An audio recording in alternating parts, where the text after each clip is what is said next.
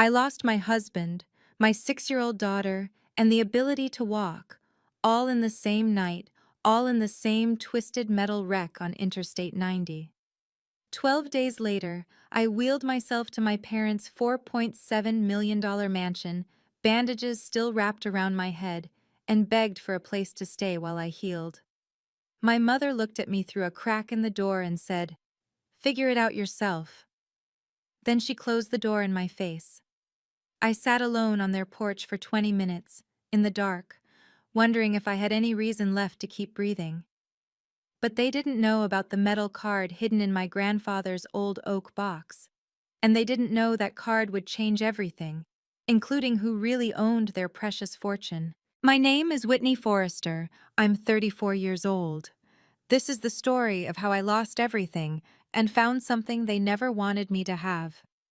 If you're watching this, please subscribe and let me know where you are watching from. My father, Edward Cole, built Cole Properties into a $120 million commercial real estate empire, or so the story goes. My mother, Margaret, reinvented herself as Seattle's philanthropic queen, chairing 3 charity boards and hosting galas where the guest list read like a who's who of Puget Sound wealth. And then there was Richard, my older brother, the golden child. From the time Richard turned 16, our father groomed him for succession. Board meetings at 17, a corner office at 22. By 25, he was COO, his name embossed on business cards I was never offered. Me? I was told girls didn't need to understand the family business. I remember my 18th birthday with perfect clarity. Richard received a BMW 3 Series, wrapped in a red bow, parked in the circular driveway. I received a suitcase and a card that read, "Time to learn independence, sweetheart." I graduated summa cum laude from the University of Washington, top 10% of my class. When I told my mother, she glanced up from her phone and said, "That's nice, dear. Richard just closed a $4 million deal." My father never once asked what I studied, so I stopped waiting for their approval. I paid my own way through an MBA. I built my own career, my own life, my own definition of success, far from the Cole family's shadow. But there was one person in that family who saw me, really saw me, my grandfather, Harold Whitmore. He used to tell me, "Whitney, kindness matters more than money. Remember that when everyone else forgets." I didn't understand what he meant. Not then. I would, eventually. I built my career one project at a time, one late night at a time, one impossible deadline at a time. By 33, I was senior project director at Meridian Technologies, leading a team of 23 engineers and analysts. My specialty was digital transformation, taking broken systems and making them work. My biggest project saved a regional hospital chain $4.2 million annually. The CEO sent a personal thank you letter. My team received bonuses. I received a promotion and a salary bump to $187,000, plus performance bonuses that pushed me well past $200,000 in good years. Not bad for the girl who was told she didn't need to understand business. But every Thanksgiving, every Christmas, every rare family gathering I attended, the pattern repeated itself. Richard would announce his latest acquisition, his latest deal, his latest win.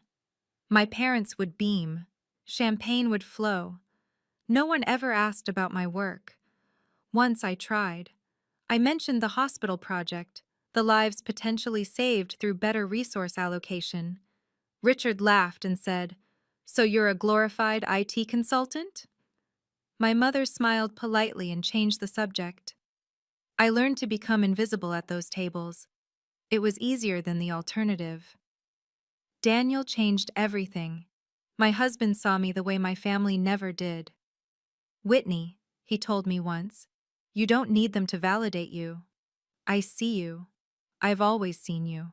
He was a software engineer at a small startup, brilliant and kind, and completely unimpressed by the Cole family fortune. We bought a modest house in Kirkland, drove sensible cars, and built a life that had nothing to do with my parents' world. When Lily was born, I thought maybe, just maybe, my mother would soften. She didn't attend the baby shower. March 14th, 2024. Started like any other Friday. I kissed Daniel goodbye at 7:15 a.m. Lily was still in her pajamas, eating cereal at the kitchen table, her stuffed bunny propped beside her bowl. "Mommy, can we get ice cream after dinner?" she asked. "If you eat all your vegetables," I said. "Deal." I drove to the office, sat through 3 meetings, reviewed a project timeline, sent 14 emails. Normal. Routine. Forgettable. At 5:47 p.m., my phone rang. The number was unfamiliar. I almost didn't answer. "Mrs. Forrester, this is Officer Martinez with the Washington State Patrol. There's been an accident on Interstate 90.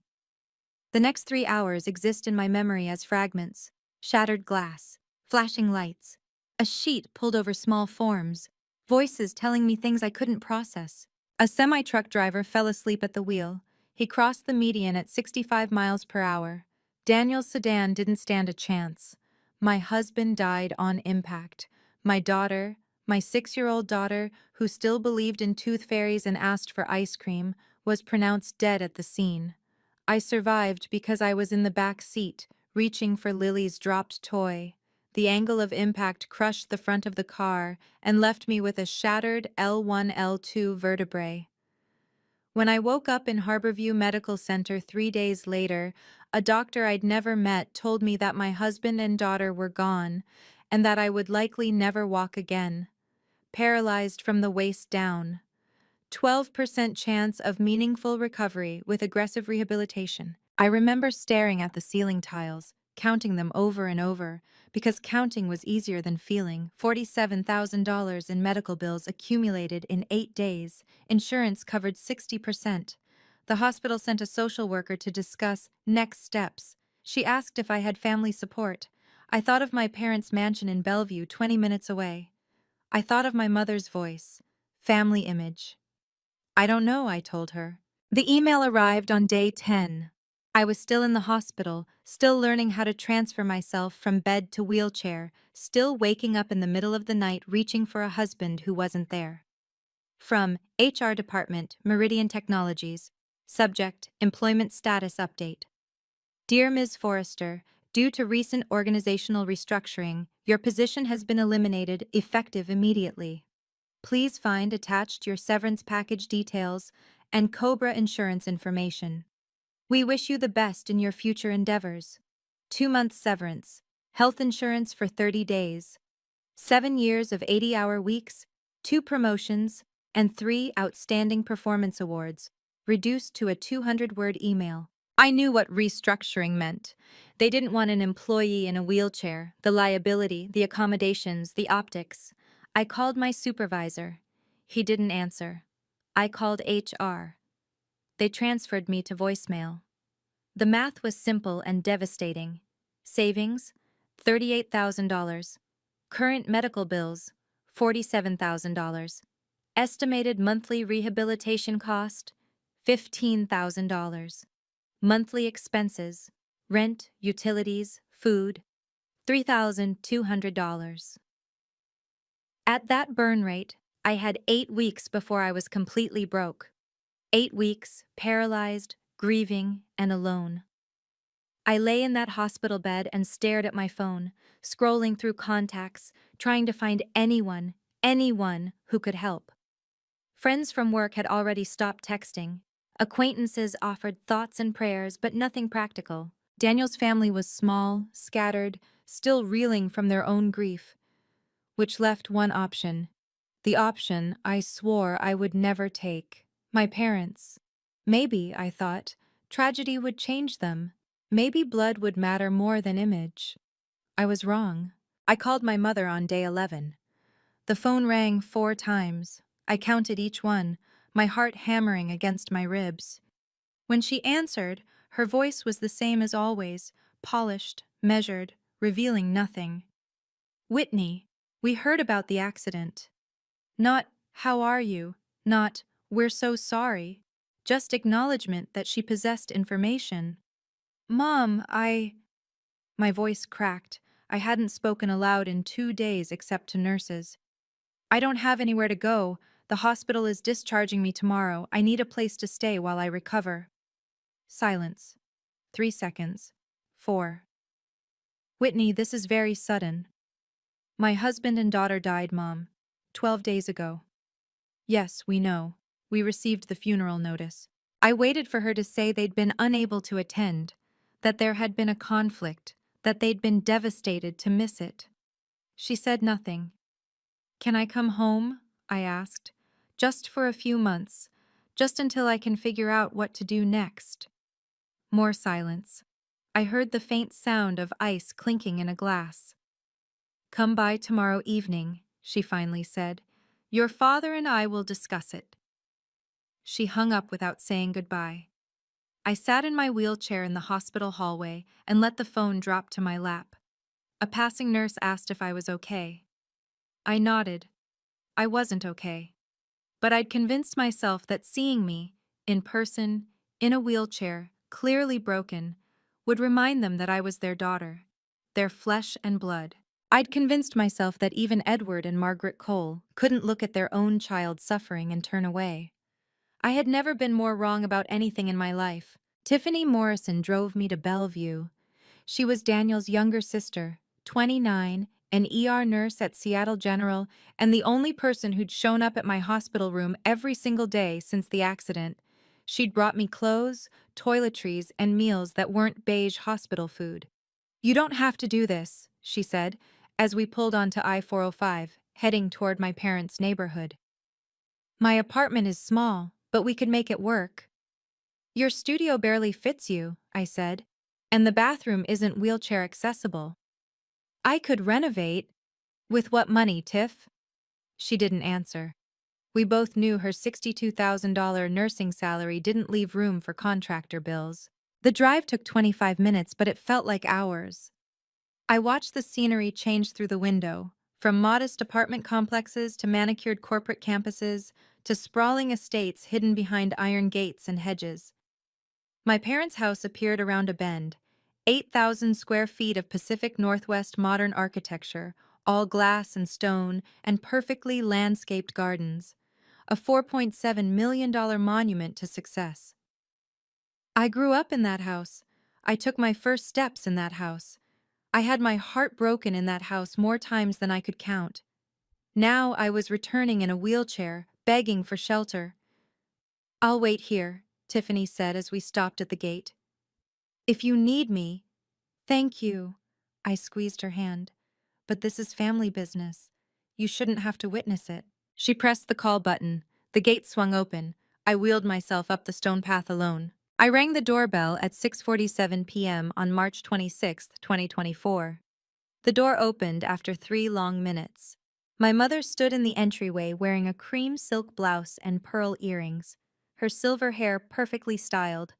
Behind her, I could see the glow of the living room, the flicker of the gas fireplace, the shapes of people moving. She had guests. Whitney. Her eyes dropped to my wheelchair, then snapped back to my face. You came. You told me to. Yes. Well. She glanced over her shoulder, then stepped halfway outside, pulling the door partially closed behind her. This isn't a good time. We're entertaining the Hendersons. You remember them? They're on the board of the foundation. Mom, I just need to talk to Dad for 5 minutes. Yana. Your father is occupied. Her voice hardened. Whitney, look at yourself. The bandages, the chair, we simply cannot present this to our guests. I felt something crack inside my chest. I lost my family, I said. 12 days ago. I lost my husband and my daughter and my ability to walk. And I'm asking you, begging you, for help. The door opened wider. My father appeared beside my mother, wearing a charcoal suit and an expression I knew too well. Cold, calculating, already decided. Whitney, he said, you made your choice 12 years ago when you left this family to pursue your own path. You didn't want our help then. You don't get to demand it now. I'm not demanding. I'm asking. And we're declining. He put his hand on the door. This household has responsibilities, obligations, an image to maintain. Your presence here, in your current condition, would be a distraction. A distraction? I'm your daughter. You were our daughter, my mother said. Then you married that engineer, and made it very clear where your loyalties lay. The door closed. I sat there for 20 minutes, alone on the stone porch, in the dark, until Tiffany found me. She didn't say anything. She just wrapped her arms around me and let me sob. Tiffany's studio apartment was 480 square feet. She sold her sofa the next morning, listed it on Facebook Marketplace at 7 a.m., had a buyer by noon, and spent the afternoon rearranging what little furniture remained to make room for my wheelchair. You didn't have to do that, I said, watching her push her bed against the wall. It was an ugly sofa anyway. She wiped sweat from her forehead. Daniel always said it looked like a sad brown cloud. The mention of his name hung in the air between us. I hadn't spoken about Daniel, really spoken about him, since the accident. He loved you, Tiffany said quietly. You know that, right? He used to tell me that you were the best person he'd ever met, and that someday you'd realize it too. I felt tears burning behind my eyes. I don't deserve this. You taking me in, all of this. Stop. Tiffany crouched beside my wheelchair, looking up at me with Daniel's same brown eyes. You deserve more than you got. Way more than a sister-in-law who can only offer a fold-out bed and a bathroom that's barely accessible. It's everything. It's not enough, but it's what I have. That night, as I lay on the fold-out bed listening to Tiffany's quiet breathing across the room, I let myself cry for real for the first time since the hospital. Before she fell asleep, Tiffany mentioned something she'd almost forgotten. Oh, Daniel had some boxes in our family's storage unit. Old stuff. I think there might be things of yours in there too. Maybe some of your grandfather's belongings. Daniel said your grandpa left you something, but he never got around to bringing it over. I stared at the ceiling in the darkness, thinking about my grandfather Harold. Whatever he left me, it could wait. Or so I thought.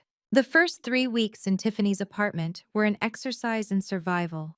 I started physical therapy at Seattle Rehabilitation Center, $4,200 per month, paid directly from my shrinking savings. Every session left me exhausted and humiliated, struggling with exercises that would have been effortless before the accident.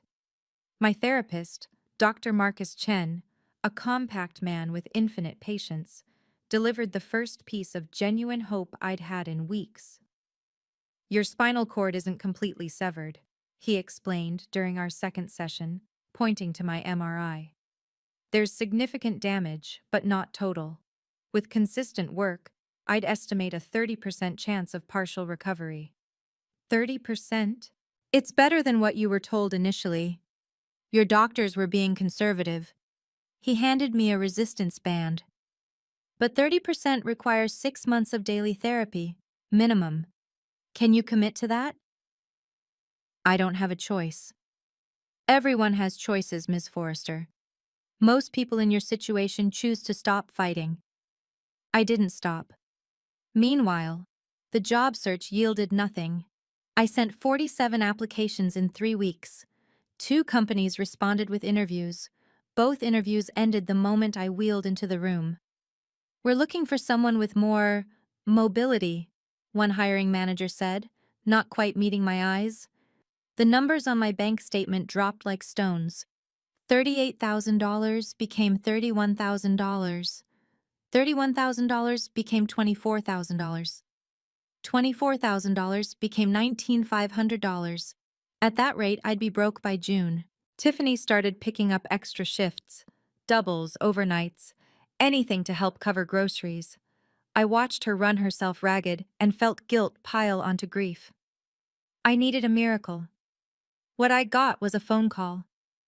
My brother's name lit up my screen on a Tuesday afternoon, 3 weeks after our parents closed their door in my face. I answered without thinking. I shouldn't have. Whitney, glad I caught you. Richard's voice was smooth, professional, the same tone he used in boardrooms. No warmth, no acknowledgement of what I'd been through. Richard, I gripped the phone tighter. Why are you calling? I need you to sign something. It's about Grandfather Harold's estate. For a moment, I couldn't process the words. Our grandfather had been dead for 8 years. Whatever estate matters existed had been settled long ago, or so I'd assumed. What about his estate? Administrative details, paperwork. You know how these things drag on. He paused. Just a standard relinquishment form, confirming you have no claims on any remaining assets. Remaining assets? Grandpa Harold ran a small jewelry store. What assets? Whitney, just sign the form. It'll take 5 minutes. I can email it right now. Something cold settled in my stomach. Richard never called me unless he wanted something, and he certainly never called about trivial paperwork. Why now? I asked. After 8 years, why does this suddenly matter? It doesn't matter. That's the point. Sign it and we can all move on. I need to think about it. His tone sharpened. There's nothing to think about. You have nothing, Whitney. No house, no job, no husband. You're living off your dead husband's sister's charity. Do you really want to make this difficult? I felt my jaw tighten. If it's nothing, why are you so eager for my signature? Because... He caught himself. When he spoke again, his voice was controlled, dangerous. Because if you refuse, I'll have to tell people you're trying to extort the family during a difficult time. I'm not extorting anyone. Sign the form, Whitney. No. The line went dead. I sat there, staring at my phone, wondering what secret my family was so desperate to keep buried. Tiffany arrived home that evening with a cardboard box under her arm, dusty and water-stained. Found it, she said, setting it on the kitchen counter. It was buried behind a bunch of Daniel's college stuff. I almost missed it. The box was unmarked except for 2 initials carved into the lid. H.W. Harold Whitmore. My grandfather. My hands trembled as I lifted the lid. Inside, I found a collection of memories I'd forgotten existed. Old photographs of my grandfather and grandmother at their wedding, letters written in his careful cursive, a faded newspaper clipping about his jewelry store opening in Portland in 1962, and beneath all of it, wrapped in velvet cloth, was a metal card. It wasn't a credit card, too heavy, wrong shape, brushed silver about the size of a business card, with a series of numbers embossed on one side and a small symbol I didn't recognize on the other. Tucked beside it was a letter, handwritten, dated June 15th, 2015, 1 year before my grandfather's death. My dearest Whitney, if you're reading this, it means you've faced hardship and still held on to your heart. I always knew you would. You were different from the others, kinder, gentler, more like your grandmother than anyone in this family. I'm leaving you something I couldn't give to your mother. She made her choice when she married your father and turned her back on who we raised her to be. Take this card to Pacific Heritage Bank in downtown Seattle. Ask for Marcus Wellington. He'll explain everything. Live honestly. Live kindly. That's all I ever wanted for you. With all my love, Grandfather Harold. I read the letter 3 times, trying to understand. My grandfather was a jeweler, a simple man. What could he possibly have left at a bank that required a special card and a personal banker? That night, I couldn't sleep. I lay in the darkness, turning my grandfather's words over in my mind, trying to reconcile the man I remembered with the mystery he'd left behind. Grandpa Harold had always been different from the rest of the family. He lived in a modest 2-bedroom house in Portland, drove a 10-year-old pickup truck, and wore the same brown cardigan every winter. My mother used to complain about visiting him, said he had no ambition and had wasted his potential. But I remembered other things too. The Children's Hospital in Portland with the Whitmore Wing, the scholarship fund at the University of Oregon that bore his name, the quiet checks he wrote to charities without fanfare or tax deductions. How did a small-town jeweler afford any of that? And then another memory surfaced, one I hadn't thought about in years. I was 16, home from boarding school for winter break. Late at night, I'd gone to the kitchen for water and overheard my parents arguing in the study. If it weren't for the money from your father, my father had said. We wouldn't have anything. Don't. My mother's voice was sharp, warning. Don't ever bring that up again. $3.2 million, Margaret. That's what built Cole Properties. And you want to pretend? I said don't. I'd forgotten about that conversation. Buried it along with all the other uncomfortable truths about my family. Now it came rushing back. $3.2 million. In 1992. From a man who supposedly ran a small jewelry store. I looked at the metal card on my nightstand. Tomorrow I would find out the truth. Pacific Heritage Bank occupied a limestone building on 4th Avenue, the kind of architecture that whispered old money to anyone paying attention. I arrived at 10:15 a.m. on April 15th, 2024, 32 days after the accident that destroyed my life. Tiffany had offered to come with me, but I'd declined. This felt like something I needed to do alone. The lobby was all marble floors and mahogany paneling, with discreet security cameras and a hush that made the outside traffic seem miles away. A young woman at the reception desk looked up as I wheeled through the entrance, her smile faltering slightly as she registered the wheelchair. "Can I help you?" I placed the metal card on her desk. "I need to see Marcus Wellington." "Mr. Wellington is our branch director. He only meets with clients by appointment." Her smile returned, professionally apologetic. "I can schedule something for next week. Please show him this card." She hesitated, then picked it up, examining it with polite confusion. "Ma'am, I'm not sure what this—" "Just show it to him, please." Something in my voice must have convinced her. She excused herself, disappearing through a door marked private. I waited in the lobby, watching the second hand crawl around the face of an antique grandfather clock. 8 minutes later, the door opened. A man in his 50s emerged, silver-haired, impeccably dressed, with the kind of bearing that suggested decades of discretion. His eyes went first to the card in the receptionist's hand, then to me. His expression shifted from professional neutrality to something I couldn't quite identify. Surprise? Recognition? "Ms. Cole?" His voice was barely above a whisper. "Forrester now, Whitney Forrester." He crossed the lobby in 4 quick strides and extended his hand. "I've been waiting for you for 8 years." Marcus Wellington's private office occupied a corner of the bank's 3rd floor, with views of Puget Sound and furniture that looked older than my parents' marriage. He closed the door behind us and gestured to a leather chair positioned to accommodate a wheelchair.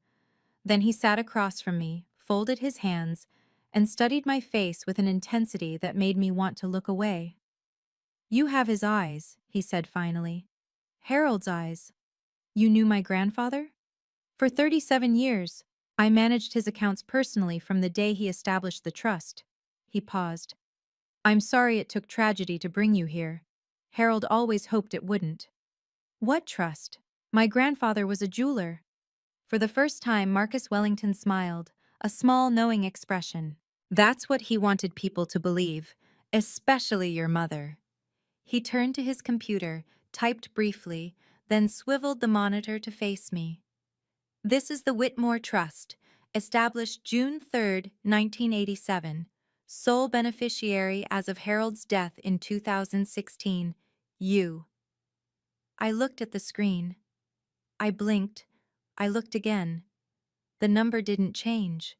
Current value, $1,247,683,412. $1.2 billion. My voice came out as a whisper. That can't be right." "It's right." He handed me a leather portfolio.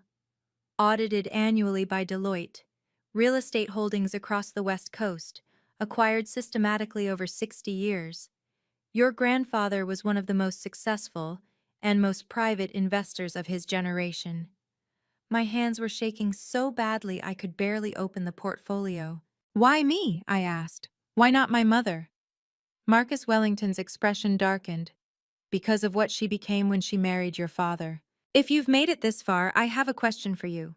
If you were in my position, sitting in a bank office, learning you just inherited $1 billion while your parents lived 20 minutes away in a mansion built on lies.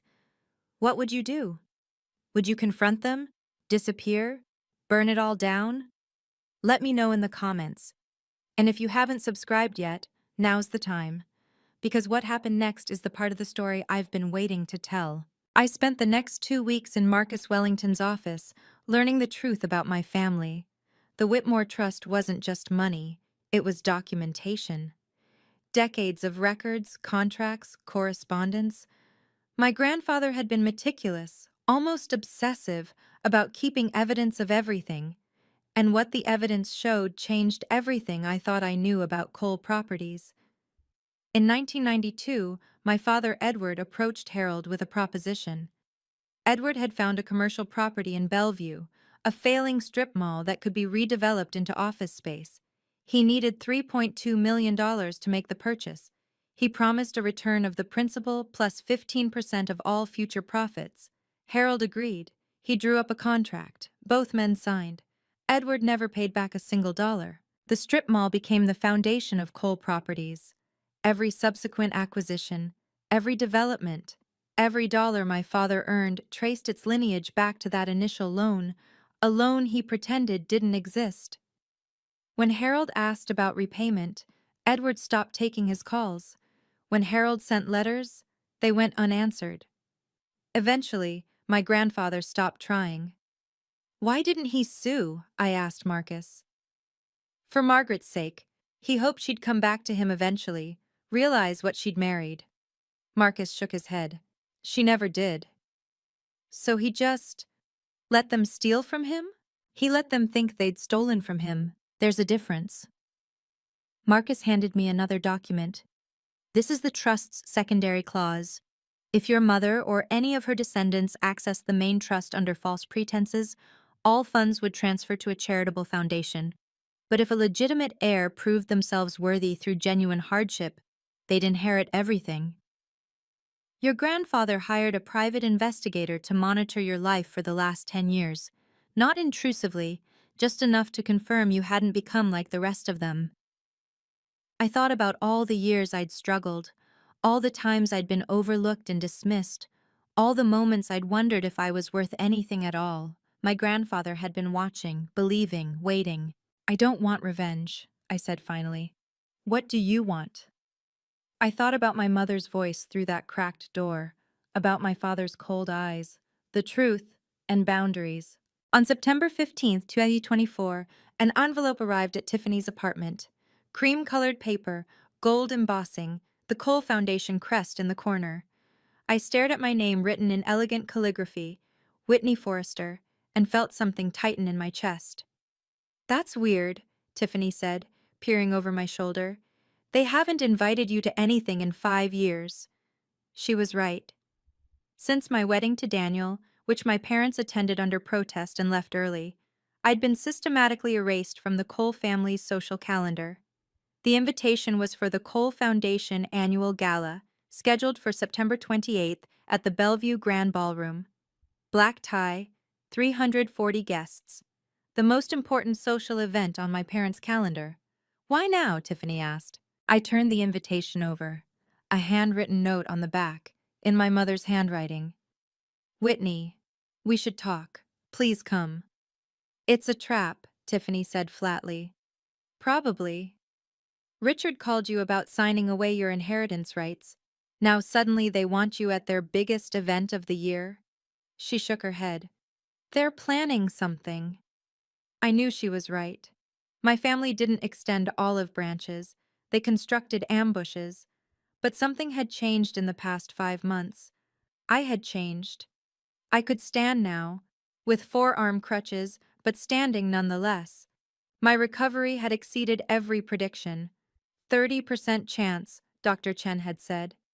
I'd fought my way to 65% function through sheer stubbornness. And I had resources now.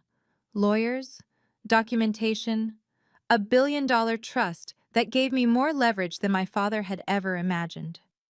I called Catherine Palmer, the trust's attorney, a sharp-eyed woman of 58 who'd worked with my grandfather for 20 years. They're going to try to humiliate you publicly, she said after I explained the situation. I know. You want to go anyway? I want them to think they're in control, right up until they're not. There was a pause on the line. Then, I'll prepare a document package, just in case. Just in case. September 28th was 13 days away. I started planning. The Bellevue Grand Ballroom glittered like something out of a fairy tale, if fairy tales were sponsored by hedge funds and old money. I arrived at 6:30 p.m. on September 28th, 2024, with Tiffany at my side. She'd insisted on coming as my plus one, and I hadn't argued. Having a witness felt important. Crystal chandeliers cast prismatic light across the room. Centerpieces of imported Dutch flowers adorned every table. A jazz quartet played softly in the corner, while 340 of Seattle's wealthiest citizens mingled in black tie and evening gowns, champagne flutes in hand. This was my parents' kingdom, their stage. The place where they performed the role of philanthropic royalty for an audience that didn't know better. I wore a simple black dress, modest, appropriate, unremarkable. I carried forearm crutches instead of using my wheelchair, though my legs ached from the effort. I wanted to stand for this. Heads turned as I entered. I saw recognition in some faces, confusion in others. Whispers rippled through the crowd like wind through grass. Is that Whitney? The one who married the engineer? I heard she was in an accident. Lost her whole family. Why is she here? A server directed us to our table. I wasn't surprised to find it at the far edge of the room, near the service entrance. The worst seat in the house, designed to remind me of my place in the hierarchy. But as I scanned the room, I noticed something else. Near the main stage, at the table of honor, my parents held court. My mother in a silver gown that probably cost more than Tiffany's monthly salary. My father in a custom tuxedo, shaking hands and slapping backs like a politician on the campaign trail. Richard beside them, already slightly drunk, laughing too loud at something. They hadn't seen me yet. Or if they had, they were pretending otherwise. A waiter passed close to my table, pausing briefly. "Miss Forrester?" he murmured. "Ms. Palmer sends her regards." I nodded. The document package was in place, couriered to the ballroom that morning, held by hotel security until needed. At 7:00 p.m., the lights dimmed. My father took the stage. I straightened in my chair. This was it. "Good evening, everyone! Welcome to the 14th Annual Cole Foundation Gala." My father's voice filled the ballroom, amplified by hidden speakers, smooth as polished marble. He stood at the podium with the easy confidence of a man who had never doubted his place in the world. "Tonight is about legacy," he continued, "about the values that make a family strong. Integrity, excellence, commitment to community." I watched him gesture expansively, watched the crowd nod along, watched the performance I'd witnessed my entire life. Then my mother took the microphone. "Thank you all for being here. As many of you know, this past year has been challenging for our family." She paused, her gaze sweeping the room. When it landed on me, she didn't look away. Our youngest daughter, Whitney, faced a terrible tragedy earlier this year. She lost her husband and child in an accident. We've done everything we could to support her during this difficult time. The lie hung in the air like smoke. "Unfortunately," my mother continued, her voice taking on a practiced tone of sorrowful disappointment, "grief can sometimes bring out the worst in people. Whitney has struggled, she's made accusations, demanded things that aren't hers to demand." I felt Tiffany stiffen beside me. Around the room, heads turned in my direction. "We love Whitney," my mother said. "We always will. But we can't condone behavior that threatens to tarnish everything this family has built." Richard took the microphone next, his face flushed with wine and self-importance. "My sister has always been different. She rejected this family years ago. Now that she's facing hard times, she's trying to claim she's owed something." He laughed softly. "She's even bringing up our grandfather, a man she barely visited in his final years, claiming he left her some kind of secret inheritance." Murmurs swept through the crowd, sympathetic glances toward my parents. Pitying, suspicious glances toward me. This was it, the public execution they'd planned. I stood up from my chair, reaching for my crutches. The room fell silent. I walked toward the stage. Each step took effort, more than anyone watching could know. My legs burned, my grip on the crutches whitened my knuckles. But I kept my face calm, my pace steady. The crowd parted as I approached. I saw confusion on some faces, curiosity on others. My mother's expression froze into something like horror. "Whitney," she started. "Thank you, Mother." I reached the edge of the stage but didn't climb it. I didn't need to be above anyone. I just needed to be heard. For mentioning me, I'd like to say a few words if the guests don't mind. My father stepped forward, his politician's smile straining at the edges. "Whitney, this isn't the time." "I think it's exactly the time." I turned to face the crowd. "My family just told you I've been making accusations and demanding things I'm not owed. Let me be specific about what actually happened." I heard my mother hiss something to Richard. He started toward me, but stopped when he noticed the room's attention fixed entirely on me. On March 26th of this year, 12 days after I lost my husband and 6-year-old daughter in a car accident, 12 days after I learned I might never walk again, I went to my parents' home. I sat in a wheelchair on their doorstep and asked if I could stay with them while I recovered. The room was absolutely silent. My mother's response was, "We can't let the family image be affected." My father closed the door in my face. A ripple of discomfort moved through the crowd. I saw some guests exchange glances. "That's not an accusation. It's a fact." I sat alone on their porch for 20 minutes before my sister-in-law found me and took me in. "Whitney, that's enough," my father's voice boomed. "It's not even close to enough." I pulled a document from my small clutch bag, a single sheet, folded in thirds. "My family is concerned about my grandfather Harold Whitmore's estate. Let me tell you why." I unfolded the paper and held it up. "This is a loan agreement dated March 3, 1992, signed by Harold Whitmore and Edward Cole, $3.2 million, to be repaid with 15% of all future profits. My father never paid back a single dollar." The murmur that swept through the room was no longer sympathetic toward my parents. My father's face had gone the color of old ash. "That document," he started, "is authentic, notarized, witnessed." I kept my voice level. "My grandfather kept meticulous records. He documented every attempt he made to collect on this loan, every unreturned phone call, every ignored letter." "Harold was senile toward the end," my mother interjected, her voice sharp. "He didn't know what he was doing." "He knew exactly what he was doing." I turned back to the crowd. My grandfather, Harold Whitmore, wasn't just a small-town jeweler. He was one of the most successful private real estate investors on the West Coast. He simply chose to live modestly. I watched comprehension dawn on faces throughout the room, and suspicion. When he died in 2016, his estate was worth over $1 billion, and he left everything, all of it, to me. The gasp was audible. I pulled out my phone, opened the banking app, and turned the screen toward the crowd. "The Whitmore Trust. Sole beneficiary, Whitney Cole Forrester. Current value, $1,247,683,000. Verified by Pacific Heritage Bank. Audited by Deloitte."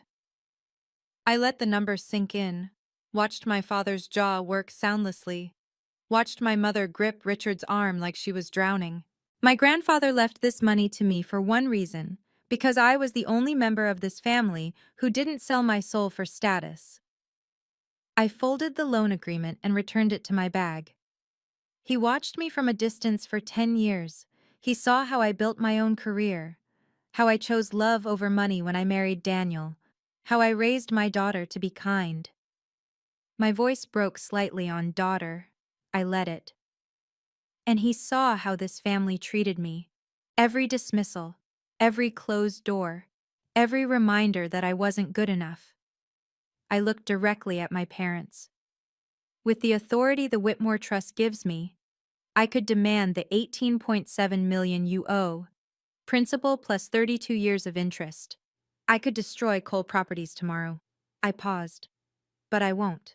The $18.7 million will be donated to Seattle Children's Hospital in my grandfather's name. I let that settle before continuing. I'm not here to destroy this family. I'm here to tell the truth and to set boundaries. I turned back to my parents, my brother. Three faces frozen in various stages of shock and fury. From this day forward, every person in this room knows the real story of Cole Properties. They know where your fortune came from. They know how you treat your own children when they're no longer useful. I picked up my crutches. If any of you want a relationship with me in the future, you can start with an honest apology. Not to me, to Grandfather Harold. Visit his grave. Tell him you're sorry for what you did. I looked at my mother one last time. I'm not the daughter you wanted, but I am the granddaughter he raised me to be. I turned and walked back to my table. Tiffany met my eyes, tears streaming down her face, and whispered, "You did it." The ballroom remained frozen in stunned silence. I'd said everything I came to say. I know what some of you are thinking right now. Would you have had the courage to do what I did? Here's the truth. 6 months before that night, I couldn't have done it either. I was too broken, too desperate for approval, too convinced that my value depended on whether my family accepted me. It took losing everything to understand that I was enough without them. If you've ever felt dismissed, overlooked, or taken for granted by the people who should love you most, I see you. You're not alone, and your worth isn't determined by their blindness. Drop a comment if this story resonated with you. Like this video if you're still watching. And stay with me, because what happened after that gala is the part that surprised even me. The gala dissolved into controlled chaos within minutes of my return to my table. I didn't stay to watch. Tiffany and I slipped out through a side exit while conversations erupted throughout the ballroom, voices raised, phones produced, the delicate social fabric of the evening shredding in real time. In the car, my hands finally began to shake. "Are you okay?" Tiffany asked, starting the engine. "I don't know." I stared at my trembling fingers. "I've never done anything like that before." "You were incredible." I was terrified. She reached over and squeezed my hand. "Those aren't mutually exclusive." By the time we reached her apartment, my phone had 17 missed calls, none from numbers I recognized, and a text from Catherine Palmer. Seattle Business Journal already contacted me for comment. I declined. News travels fast. The next morning, I learned exactly how fast. Cole Foundation. Gala interrupted by family bombshell. Estranged daughter reveals hidden fortune, accuses parents of theft. The article ran in the Seattle Business Journal at 6 a.m. By noon, it had been picked up by 3 local news stations and a handful of national business blogs. The facts were all there. The $3.2 million loan, the Whitmore Trust, the confrontation at the gala, a few quotes from unnamed guests who'd witnessed everything, a terse no comment from Cole Properties' PR department. I read the article 3 times, waiting to feel satisfaction. What I felt instead was exhaustion. I hadn't wanted to humiliate my family publicly. I'd wanted them to acknowledge the truth privately, like adults. They'd forced my hand by trying to humiliate me first. But there was no joy in their downfall, only relief that it was over, or so I thought. The real fallout was just beginning. 2 days after the gala, I met with Catherine Palmer at her office in Pioneer Square. She'd prepared a stack of documents nearly 3 inches thick, all the legal options available to me as controller of the Whitmore Trust. "You could pursue the $18.7 million, she said, sliding the first folder toward me. "The loan agreement is ironclad. Your grandfather made sure of that." I meant what I said. That money goes to Seattle Children's Hospital.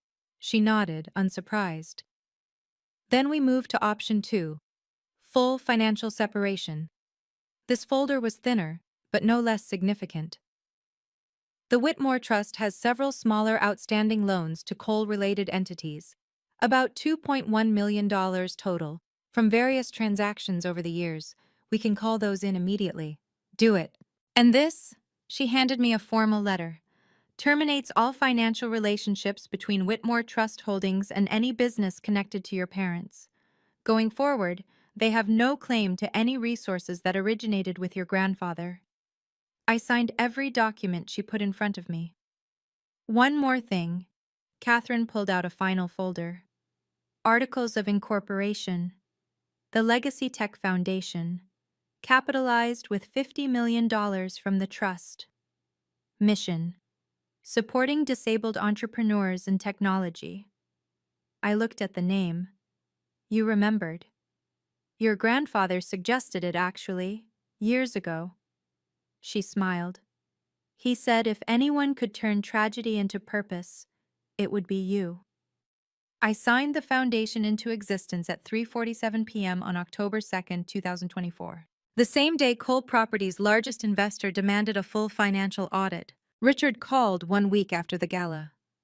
I almost didn't answer, but something made me swipe accept. Maybe curiosity, maybe the faint hope that one member of my family could surprise me. Whitney. His voice was hoarse, stripped of the arrogance I was used to. I need to talk to you. So talk. A long pause. I heard him take a breath.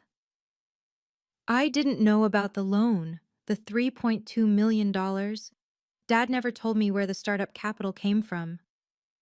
And that makes it better? No, it makes me an idiot who never asked questions. Another pause. I'm sorry for what I said at the gala, for calling you about the inheritance papers, for all of it, really. I waited. I spent my whole life trying to be what Dad wanted. I didn't think about what that cost anyone else. His voice cracked slightly, including you. Richard, I appreciate the apology, but saying sorry to me isn't enough. What do you mean? You also need to apologize to yourself for 38 years of never questioning whether the people you trusted deserved that trust. He was quiet for so long I thought the call had dropped. I don't know how to do that, he finally said. Figure it out, and when you do, if you want to talk again, you know where to find me. I ended the call. It wasn't forgiveness, not yet, maybe not ever. But it was a start. My parents, notably, remained silent. The dominoes began falling 6 weeks after the gala. I learned about most of it through Catherine Palmer, who maintained contacts throughout Seattle's business community. Some of it I read in the press. None of it surprised me. On October 15th, Wellington Capital Partners withdrew their $4.8 million investment from Cole Properties. Their stated reason? Concerns about corporate governance and financial transparency. On October 23rd, Pacific Northwest Bank requested a comprehensive audit of all Cole Properties accounts, a process that would tie up my father's operations for months. On November 1st, the Seattle Business Alliance announced that Edward Cole had voluntarily stepped back from his position on their board of directors. The press release thanked him for his years of service. It didn't mention why he was really leaving. The numbers kept accumulating. 3 major investors withdrew a combined $12 million. 2 commercial development deals in negotiation were canceled. Cole Properties' estimated portfolio value dropped 23% by the end of Q4. And then there was my mother. The Bellevue Women's Foundation asked Margaret to resign from their board on October 28th. The Eastside Arts Council followed suit on November 3rd. By Thanksgiving, she had lost every charitable position she'd spent decades cultivating. The cruelest blow, though I took no pleasure in it, was the Seattle Social Club's decision to rescind her 2019 Woman of the Year award after reviewing what they called new information about the circumstances of her family's success. I heard about that one from a former colleague who thought I'd want to celebrate.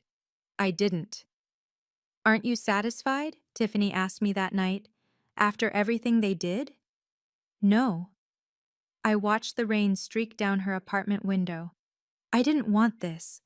I wanted them to tell the truth and treat me like family.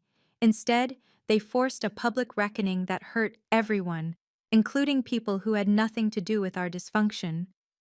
That's not your fault. Maybe not, but it doesn't feel like victory either. Some justice tastes like ashes. The Legacy Tech Foundation officially launched on January 15th, 2025. I'd spent 3 months building it from scratch, hiring staff, designing programs, establishing partnerships with disability advocacy organizations across the Pacific Northwest. Every decision carried the weight of what I wanted the foundation to mean. This wasn't charity, it was opportunity. Our flagship program, the Tech Access Initiative, offered $50,000 scholarships to disabled entrepreneurs pursuing technology ventures. No strings attached, except a commitment to pay it forward, mentoring the next generation when they could. The first cohort included 20 recipients: a software developer with cerebral palsy building accessibility tools, a deaf UX designer creating better interfaces for the hearing impaired, a veteran with PTSD developing mental health apps for fellow soldiers. I hired 12 full-time staff members, 5 of whom had disabilities themselves. Our offices in South Lake Union were designed from the ground up to be fully accessible, not as an afterthought, but as a founding principle. GeekWire ran a feature story in February, From Wheelchair to Boardroom, How Tragedy Became Whitney Forrester's Greatest Teacher. I didn't choose this path, I told the reporter, but I can choose what I do with it. My grandfather believed that real wealth isn't about what you have, it's about what you give. I'm trying to live up to that. The article mentioned my family situation in passing, unavoidable, given the public nature of the gala incident, but I asked them to focus on the foundation's mission rather than the drama. Tiffany became the foundation's Director of Health and Wellness, overseeing programs to ensure our entrepreneurs had access to medical support and mental health resources. She'd left Seattle General to join full-time. "You're sure about this?" I'd asked when she accepted the position. "Whitney." She'd looked at me with Daniel's eyes. "This is what he would have wanted me to do. Help you help others." By March 2025, the foundation had supported 47 disabled entrepreneurs. 3 startups from our first cohort had already secured venture capital funding. My grandfather would have been proud. On December 14th, 2024, exactly 9 months after the accident, I completed my final session of intensive physical therapy. Dr. Chen had me walk the length of his rehabilitation gym without crutches, 50 feet. The longest distance I'd managed unassisted since March. My legs trembled. My back ached. I had to stop twice to catch my breath. But I made it. 65% functional recovery, he said, reviewing my charts afterward. "When you first came to me, the prognosis was 15%. You've exceeded every expectation." I had good motivation. "You had stubbornness," he smiled. "Which is the same thing sometimes." I still used crutches most days, especially during long events or stressful situations. I kept a wheelchair in my apartment for the days when my body simply couldn't cooperate. I'd accepted that full recovery might never happen, but I could walk. The day I managed 10 consecutive steps without any support, Tiffany recorded it on her phone. I watched myself later, unsteady, slow, but upright, and cried for 20 minutes. Daniel would have cheered. Lily would have clapped her little hands and demanded I do it again. They weren't there to see it, but I was doing it for them anyway. Every step was a step away from the woman who'd begged her parents for shelter, a step away from the daughter who'd spent decades seeking approval from people who'd never give it, a step toward whoever I was becoming. "You know what the hardest part is?" I told Tiffany that night. "What?" "Realizing I was always strong enough to walk away from them. I just didn't believe it until I literally couldn't walk at all." She hugged me without saying anything. "Some lessons have to break you before they can heal you." My mother reached out in February 2025. Not directly.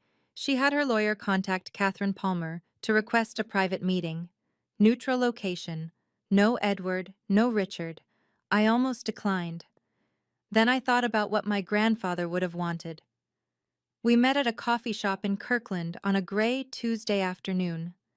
Margaret arrived in a designer coat that probably cost more than my first car, but her face showed something I'd never seen before: uncertainty. We sat across from each other for a full minute before she spoke. "I don't know how to do this," she said finally. "Do what?" "Apologize. I've never—" She looked down at her hands. "I've never admitted I was wrong. About anything. Now would be a good time to start." She took a breath. "The night you came to the house, after the accident, I should have opened the door. I should have held you. I should have been your mother." I waited. I was so worried about what people would think. The wheelchair, the attention. I told myself we were protecting you by keeping distance. Her voice cracked. I was lying to myself. I was protecting us, our image, our perfect facade. "Thank you for saying that. Can you forgive me?" I considered the question carefully. "I accept your apology," I said, "but forgiveness is different. That takes time, and it requires change, not just words. What do you want from me?" "Space, honesty, and if you want any relationship at all, go visit grandfather's grave. Tell him what you told me." She nodded slowly. It wasn't reconciliation, but it was a door, cracked open for the first time in 30 years. I drove to Portland in March 2025, 1 year after the accident that destroyed my old life. Grandfather Harold's grave was in a small cemetery on the outskirts of the city, shaded by oak trees he'd loved. The headstone was simple granite, exactly as he'd requested: Harold Whitmore, 1938, 2016. A man of quiet strength and extraordinary kindness. I brought flowers, white roses, his favorite, and a letter I'd written the night before. "Hi, Grandpa." I lowered myself onto the bench beside his grave, my crutches propped against my knee. "I'm sorry I didn't visit more. I'm sorry I didn't understand what you were trying to tell me when you were alive." I wiped my eyes. "But I think I understand now." I read the letter aloud, everything I wished I'd said while he could still hear me. How much his belief in me had meant. How his gift had saved me when I had nothing left. How I was trying to live up to the name he'd trusted me with. "I'm not perfect," I said at the end, "but I'm trying to be kind. I'm trying to be honest. I'm trying to be the person you saw in me, even when I couldn't see her myself." A breeze moved through the oak trees. Somewhere nearby, a bird sang. I sat with him for an hour, watching the shadows shift across his grave. When I finally stood to leave, I felt something I hadn't felt in a very long time: peace. 1 year after the accident, I stood in the Legacy Tech Foundation's new headquarters and surveyed what we'd built. 47 entrepreneurs supported, 3 successful funding rounds, 12 staff members who believed in our mission, a waiting list of applicants stretching into next year.